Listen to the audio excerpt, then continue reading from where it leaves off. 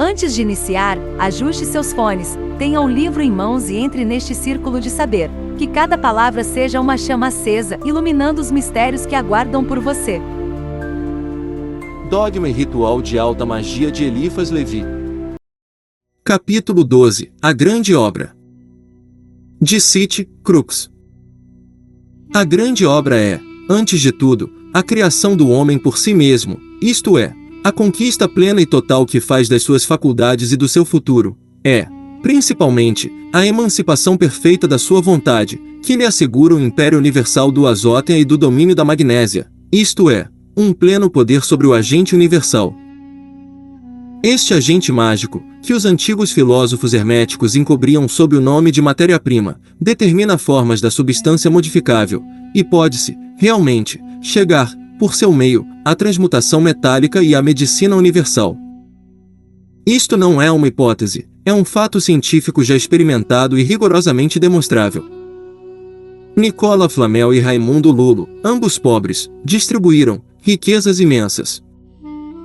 Agripa só chegou à primeira parte da grande obra, e morreu de sofrimento, lutando para possuir unicamente a si próprio e fixar sua independência.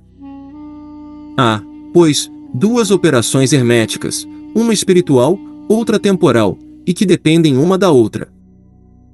Aliás, toda a ciência hermética está contida no dogma de Hermes, gravado primitivamente, dizem, numa tábua de esmeralda.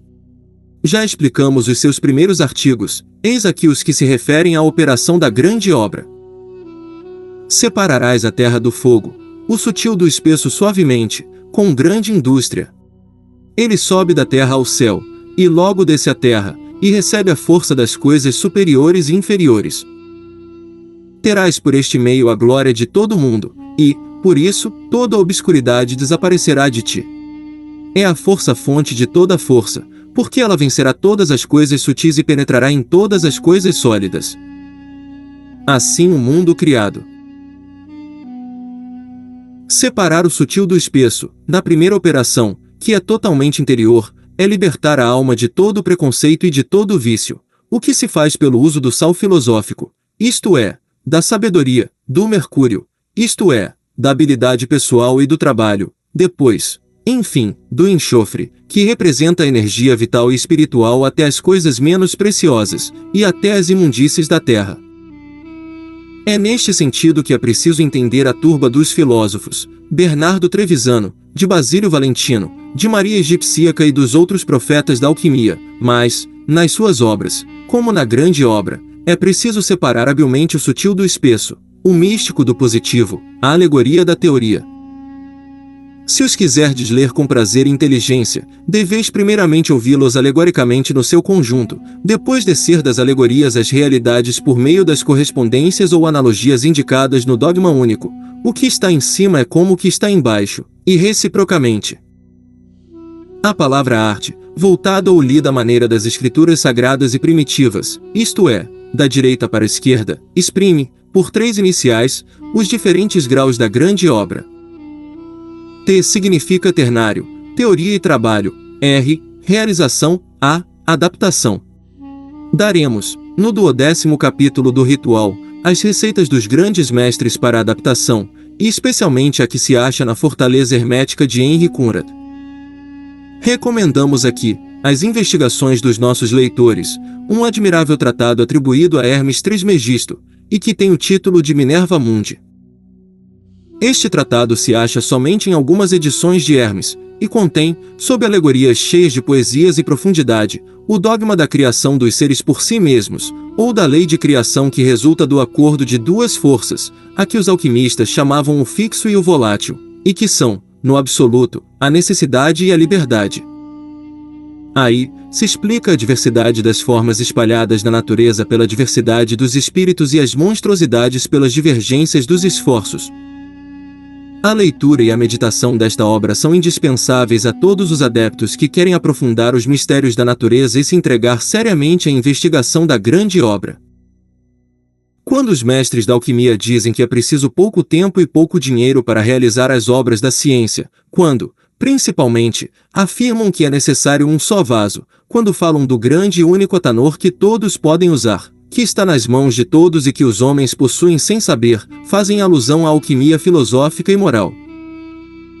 Com efeito, uma vontade forte e decidida pode chegar, em pouco tempo, à independência absoluta, e todos nós possuímos um instrumento químico, o grande e único atanor que serve para separar o sutil do espesso e o fixo do volátil. Este instrumento, completo como o mundo, e preciso como as próprias matemáticas, é designado, pelos sábios, sob o emblema do pentagrama ou da estrela de 5 pontas, que é o signo absoluto da inteligência humana. Imitarei os sábios não o designando, é muito fácil adivinhá-lo. A figura do tarô, que corresponde a este capítulo, foi mal entendida por corte de Gebelin e Ed Taylor, que acreditavam ver nela um erro cometido por um fabricante de cartas alemão.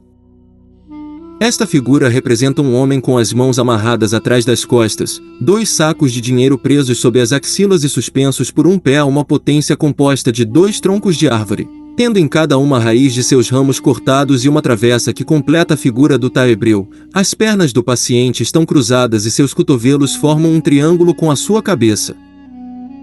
Ora, o triângulo remontado por uma cruz significa, em alquimia, o fim e a perfeição da grande obra, significação hebraica idêntica à da letra Tav, que é a última letra do alfabeto sagrado.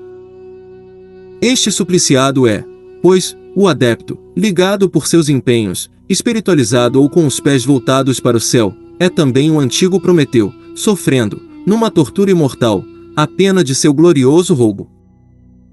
É vulgarmente Judas traidor, e o seu suplício ameaça os reveladores do grande arcano.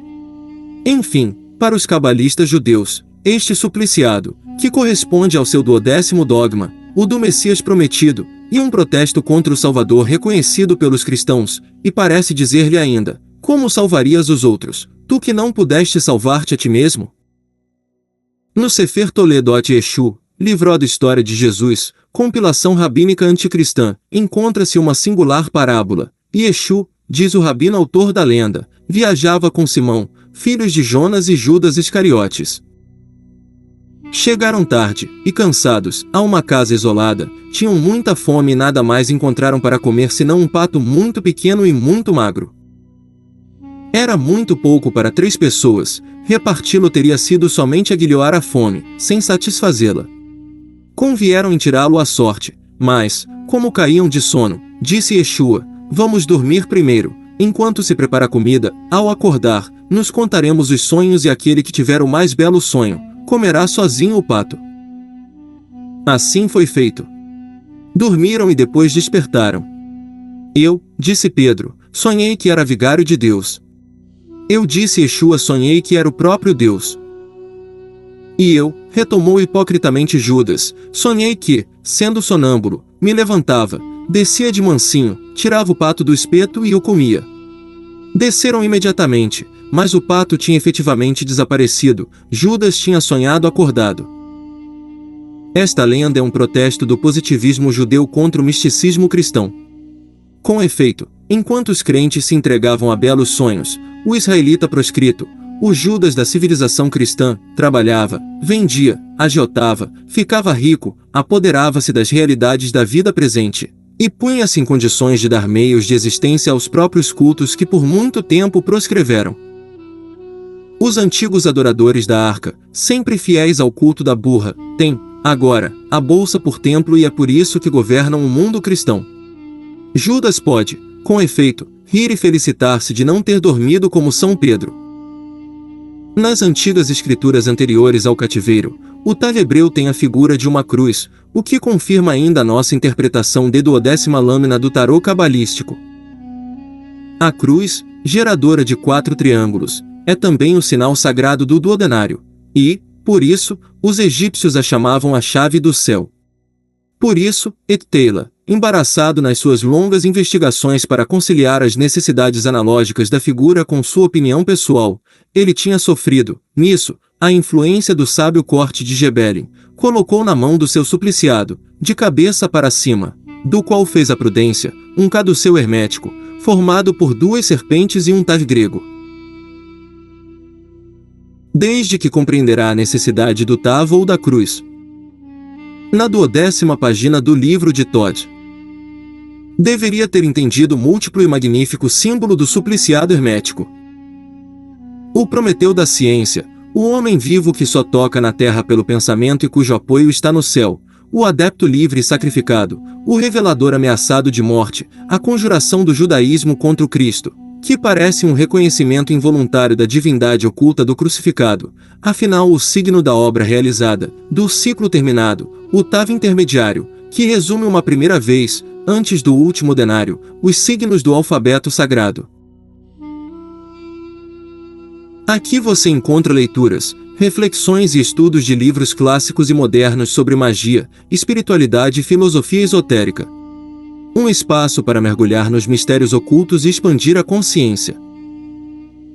Inscreva-se e caminhe conosco pelos caminhos ocultos do saber.